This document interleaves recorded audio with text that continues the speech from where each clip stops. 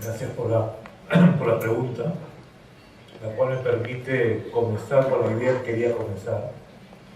Y es que las palabras que utilizamos no son neutras, tienen implicaciones. Y a la hora que usted hizo su presentación, señor Morín, usted utilizó algunas palabras que no son usuales cuando uno habla de este tipo de temas en este tipo de ambientes a veces medios asépticos en la comunidad internacional. Habló de trabajo solidario, de cooperación solidaria, habló de que la política exterior tiene que tener una dimensión de generosidad, solidaridad, generosidad, habló de un ideal ético, que yo creo que se tradujo claramente en esa famosa reunión de Cancún.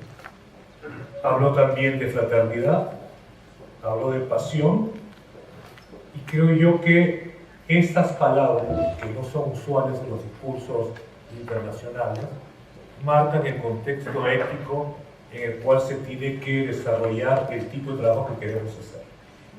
Y también habló de democracia, que es uno de los tópicos que me parece más importante. Cuando la OIT nace en 1919, los grandes imperios europeos comienzan a terminar.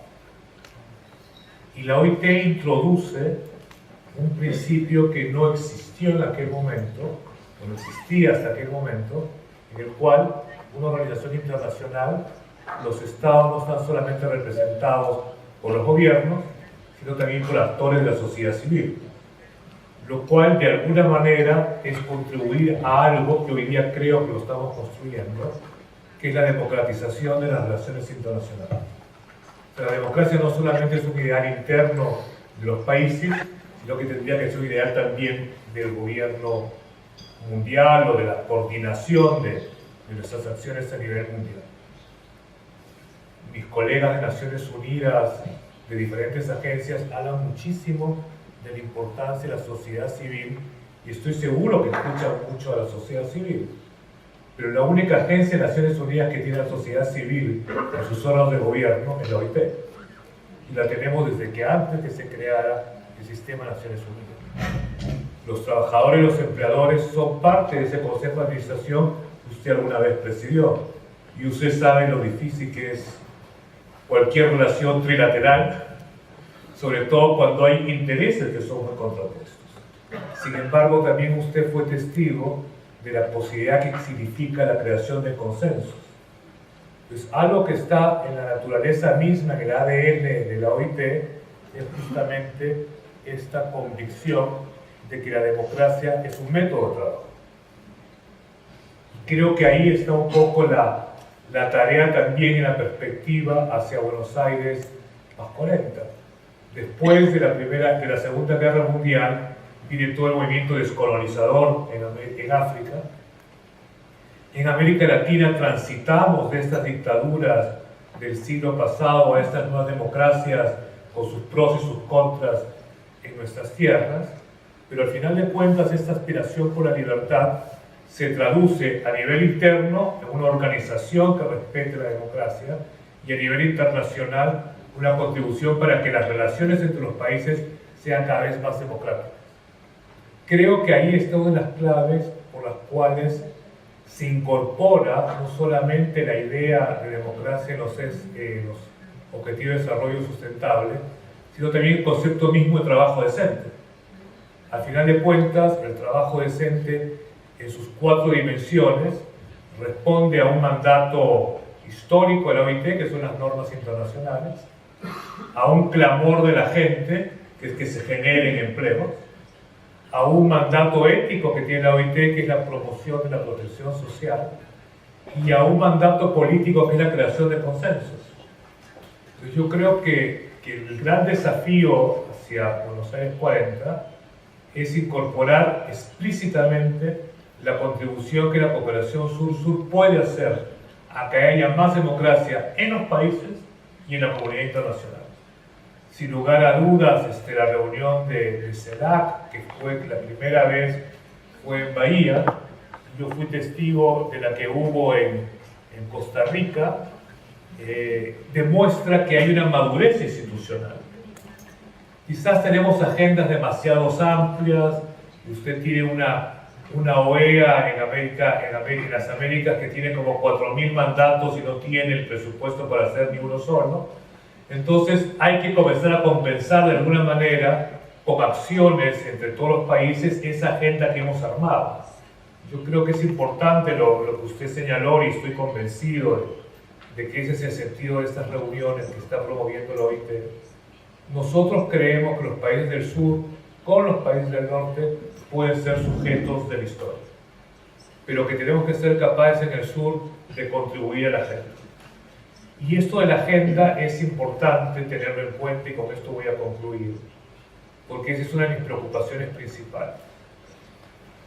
Cuando uno llega a un mercado, siendo cocinero, a las 5 o 6 de la mañana, uno tiene un shopping list.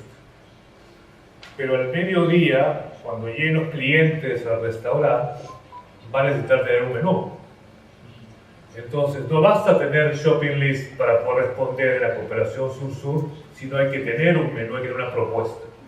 Y creo que el tránsito entre el shopping list y la propuesta es escuchar las necesidades de la gente y aplicar algún tipo de receta que combine esas necesidades y satisfagan de alguna manera esas necesidades. En la OIT estamos muy orgullosos desde el año 99, cuando logramos ayornar el ideal de la justicia social a la globalización, y usted fue parte de ese proceso, con el concepto de trabajo decente.